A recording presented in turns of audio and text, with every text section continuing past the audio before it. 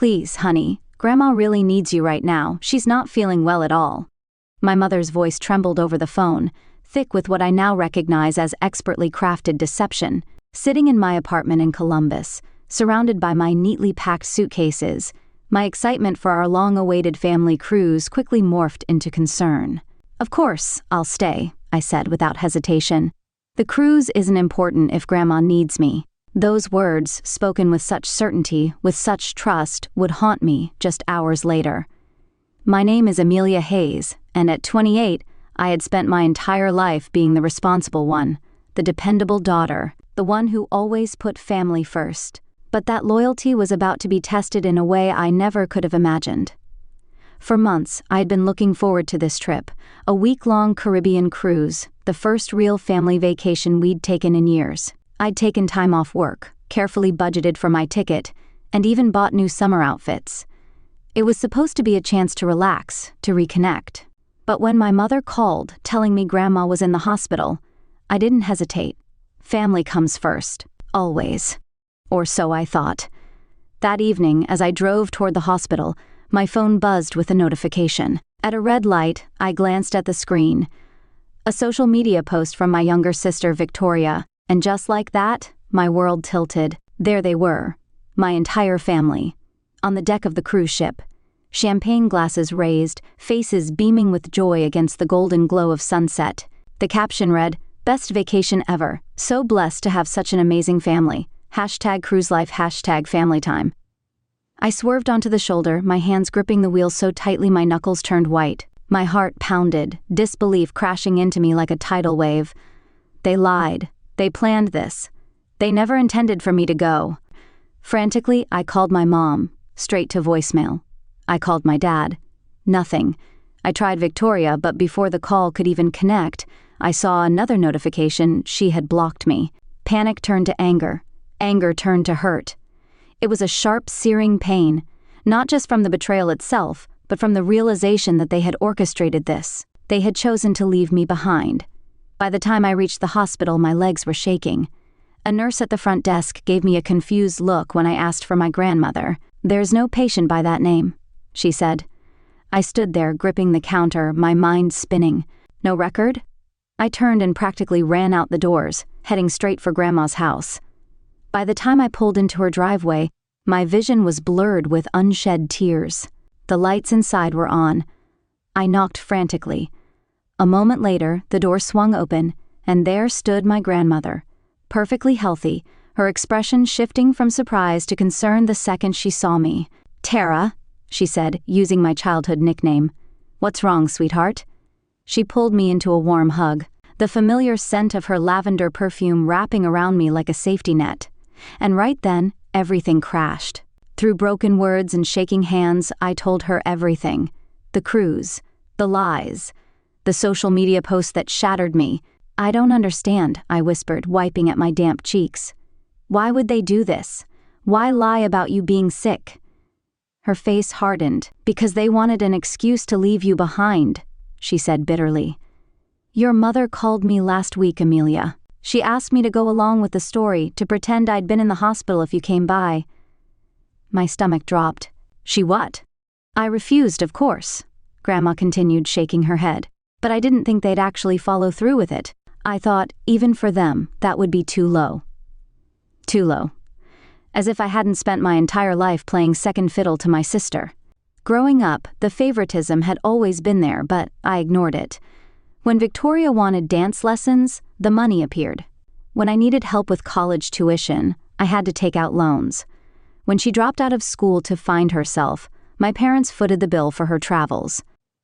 When I worked extra shifts to pay my own way, I was told I was too independent for my own good. And now? They had spent nearly $2,000 per person on cruise tickets, carefully planning their dream vacation, without me. I stared at my grandmother, my breath unsteady. "I gave up everything for them," I whispered. Her hands, warm and steady, cupped mine. "I know, sweetheart," she said softly. "But maybe it's time you stop." The weight of those words settled over me, sinking deep. Maybe she was right. Maybe it was time.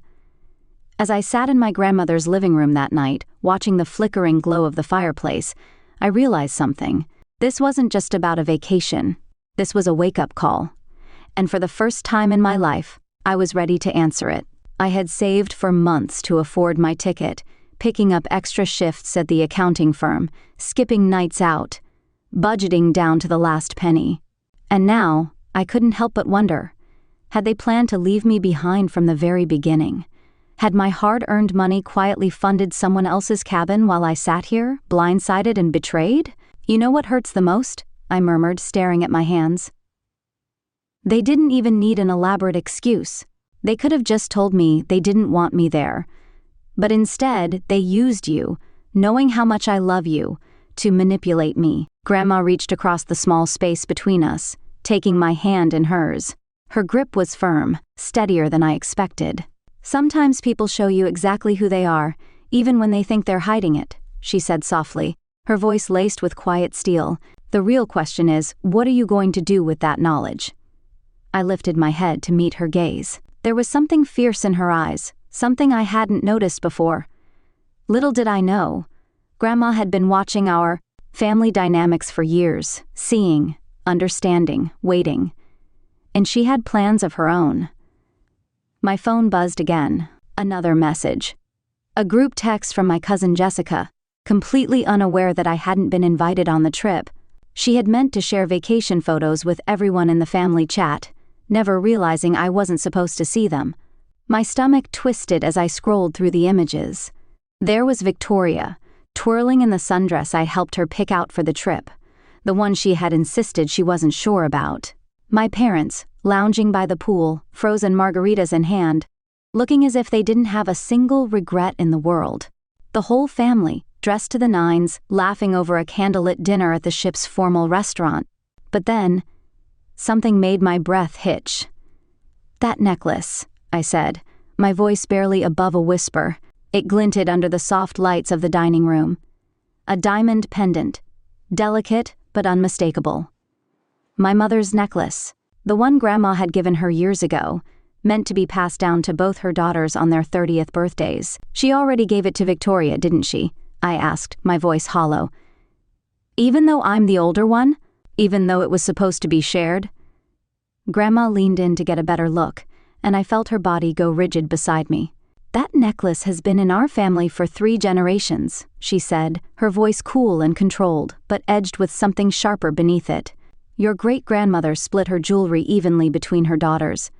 That's why I gave it to your mother with specific instructions."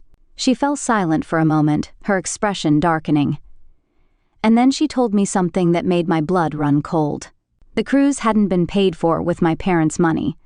2 months ago, Grandma had given them $15,000, money that was meant to cover a family trip, meant to include me.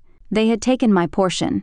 Not only that, but they had used it to upgrade their own cabins, to book luxury excursions, to indulge themselves while I was left behind.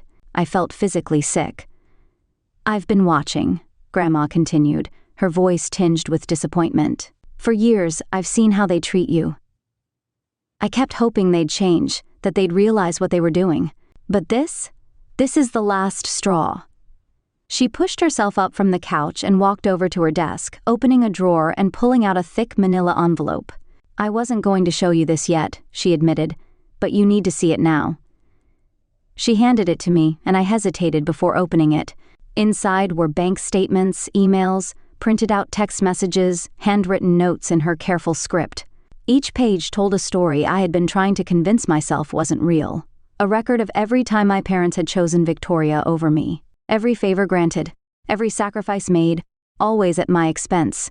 The loans they had given her for school while I was left to take out debt. The financial help when she wanted to start her boutique while I worked 2 jobs. The expensive birthday trips she had received while I was handed a card with a $50 bill tucked inside. It was all here, proof.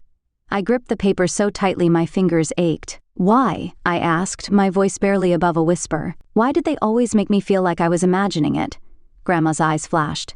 "Because that's what people do when they know they're wrong," she said, voice hard with conviction. "They try to make you doubt yourself, but not anymore, Tara, not anymore." The cruise was set to last 7 days, and that was exactly how long I had to decide my next move. The next morning, as I sat in my Columbus apartment sorting through Grandma's documentation, my phone lit up with a text from Victoria. "Mom said you're spreading lies about us. Why can't you just be happy for once instead of trying to ruin everything?" I stared at the message, my grip tightening around the phone. Even after everything, they were still trying to twist the narrative, still trying to make me the villain. But I wasn't the same person I had been yesterday. Instead of replying to Victoria, I did something I'd never dared before. I told the truth. I opened my social media, took a deep breath, and typed, "Funny how being lied to about my hospitalization just so my family could exclude me from a vacation somehow makes me the problem. Even funnier how the cruise was paid for with money that was meant to include me." Then, for good measure, I attached Victoria's post. The one where she stood beaming on the deck, cocktail in hand, captioned, "Best vacation ever. So blessed to have such an amazing family." Within minutes, my notifications blew up. Old family friends, people who had watched me grow up, were commenting in shock. "Wait, they lied to you?" Cousins messaged me privately, some apologizing for not realizing how I'd been treated all these years, others admitting they had always noticed the favoritism but never wanted to get involved. Then my phone rang. "Dad." For a moment, I hesitated, my finger hovering over the decline button. But Grandma's words echoed in my mind. "Stand your ground, you've done nothing wrong." I answered. "Take down that post immediately," Dad demanded, his voice cold, controlled. "You're embarrassing this family." I exhaled slowly, keeping my voice even. "No, Dad, you embarrassed this family when you lied about Grandma being sick, when you took her money, the money meant for all of us, and used it to leave me behind." "That's not how it happened," he snapped. "We needed a break from your constant. My constant what?" I interrupted, my patience wearing thin. My constant reliability, my constant help with Grandma, my constant effort to be part of a family that treats me like an outsider? The line went silent for a long moment. When he finally spoke again, his voice was different, colder, sharper, laced with something almost threatening. "If you don't take down that post and apologize publicly for your lies, you'll regret it. You have no idea what's at stake here." I felt a chill run through me. "Are you threatening me?" "I'm warning you," he said, lowering his voice. "Your mother and I have protected you all these years, kept certain things from you. If you want to play this game, fine. But remember, you're not the only one who can tell stories." The call ended abruptly. I sat there, heart pounding. What stories? What had they been protecting me from? I immediately called Grandma. "They're trying to scare me," I said the second she picked up. "Dad says they've been protecting me from something, but he won't say what." There was a long silence on the other end. "Go to your email," Grandma said finally, her voice low and serious. "I'm sending you something. It's time you knew everything." With shaking hands, I opened my laptop and clicked into my inbox. A new email from Grandma sat at the top. The subject line was simple, "The truth." I clicked. Inside was a scanned document, dated 25 years ago. A trust agreement. I started reading, my breath catching in my throat. Before he passed away, my maternal grandfather had left behind a fortune, over $2 million, to be divided equally between all of his grandchildren upon their 30th birthdays. I'm 28. Then I saw the bank statements, regular withdrawals, large amounts taken over years, Victoria's dance lessons, Victoria's private school tuition, Victoria's Ivy League education, even Victoria's wedding. All of it, every single dollar, had come from what was supposed to be my share. My stomach twisted as I read Grandma's follow-up note. "They've been stealing from you since you were 3 years old, Tara. Your mother convinced the trustee, her brother Michael, to give her early access to your portion, claiming it was for your benefit." I clutched my phone, my knuckles white. They had stolen from me my entire life, lied to me, convinced me I was crazy for suspecting favoritism. And now, I had proof. This wasn't just about a vacation anymore, this was about everything. And they had no idea what was coming next. And as you can see, they spent it all on Victoria. My voice was barely above a whisper, but the weight of the words pressed down on me like a crushing force. The numbers in front of me were staggering. Over $500,000 had been drained from my trust fund, all while I had scraped by, juggling jobs to pay for my college tuition. Every shift I'd picked up, Every sacrifice I'd made, it had all been unnecessary. My future had been secured once, but my own parents had stolen it from me. A new email notification flashed across my screen. From Uncle Stephen. Tara, I can't stay quiet anymore. The cruise money was the last straw. I've attached records of every withdrawal they made from your trust. I'm so sorry. I should have stopped them years ago. I opened the attachments, my stomach twisting into knots as I scanned the documents. It was worse than I had imagined. They hadn't just drained my trust fund to fund Victoria's lavish life. They had embezzled money for themselves, siphoning funds into their personal accounts for years. The cruise? It was just the latest example of their ongoing scheme. I felt sick. Why didn't you tell me sooner? I asked Grandma, my voice unsteady as I tried to process the sheer magnitude of the betrayal. She sighed, the sorrow in her voice palpable. I only discovered the extent of it recently. When I confronted your mother last month, she swore they'd pay it all back. That's when I gave them the cruise money. I blinked. You gave them the money? Why? It was a test, Tara. I wanted to see if they'd finally do the right thing. I let out a bitter laugh.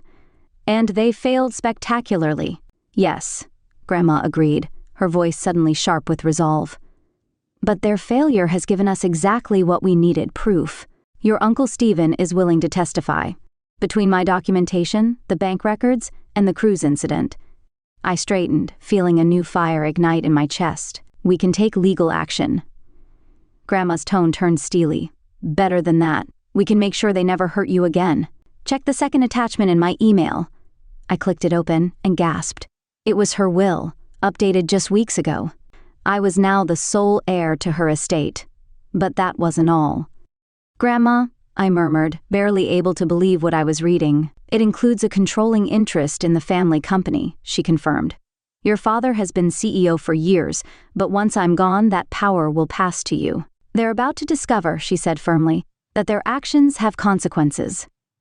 The next morning, I met Uncle Stephen at a quiet cafe downtown. His face was drawn, dark circles under his eyes betraying a lack of sleep. His hands trembled slightly as he passed me a thick folder. These are copies of every document, every transaction, he said, his voice heavy with guilt. I've already sent everything to the family attorney. I flipped through the records, my eyes scanning over years of financial manipulation, each line confirming what I already knew. What have my parents been saying? I asked. Stephen sighed. They're claiming it was all for your own good, that they were protecting you from having too much money too young. He shook his head in disgust. But I found something else, something they don't know I know about. He pulled out another document, sliding it toward me. It was a series of wire transfers to an offshore account. I stared at it, my breath catching. They're planning to run, I said slowly. Uncle Stephen nodded grimly. With what's left of your trust fund, yes. And Victoria's involved. She's been helping them set up accounts in her name to hide the money. Just then my phone buzzed. A new text, from Victoria. I know what you're doing. You've always been jealous of me and now you're trying to ruin everything. Well, guess what? You're too late. By the time you figure it out, we'll be gone and you'll have nothing. I felt the world tilt on its axis. I turned my phone toward Uncle Stephen. He read the message, his face paling. They're moving faster than I thought, he murmured. I exhaled sharply, steadying myself. Then we move faster. We need to act now. I called Grandma immediately. She answered on the first ring as if she'd been waiting. They're at the family company right now, she said without preamble. Your father's cleaning out his office. Security just called me. Can they stop him? I asked, already grabbing my keys. Better. I called the police and the FBI Financial Crimes Division. They're on their way. She hesitated. But Tara, you need to get down there. You're the controlling shareholder now. The paperwork was filed first thing this morning. I froze for a moment. They don't know that yet, do they? No, and that's our advantage. Get there before they can destroy any evidence. Uncle Stephen's documentation proves the theft, but there's likely more we don't know about.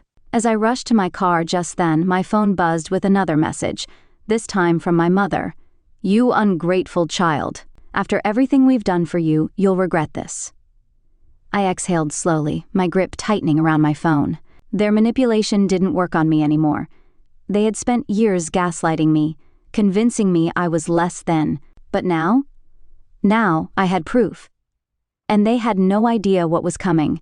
I glanced at Grandma, whose steady presence gave me strength. "It's time," she said simply. And so, I took action. I walked into my parents' company headquarters just as they were clearing out my father's office. My mother gasped, my father went pale, and Victoria froze, clutching her designer handbag like a lifeline. "You shouldn't be here," my father said, attempting to regain control. I pulled out my phone, showing the legal transfer of Grandma's shares.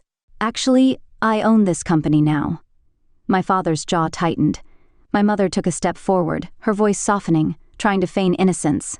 "Honey, we can fix this." "No," I cut her off. "You can't. The FBI is already on their way." Right on cue, the doors swung open and men in suits walked in. "Mr. and Mrs. Hayes, you're under investigation for financial fraud and embezzlement," one of them announced. My mother shrieked. My father cursed under his breath. "Victoria?"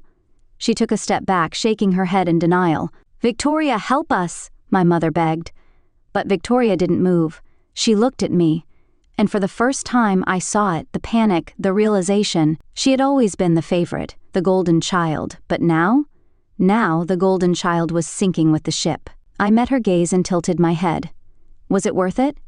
Tears welled in her eyes, but I wasn't here for apologies. I turned on my heel, walking out of the office as my parents were escorted away in handcuffs.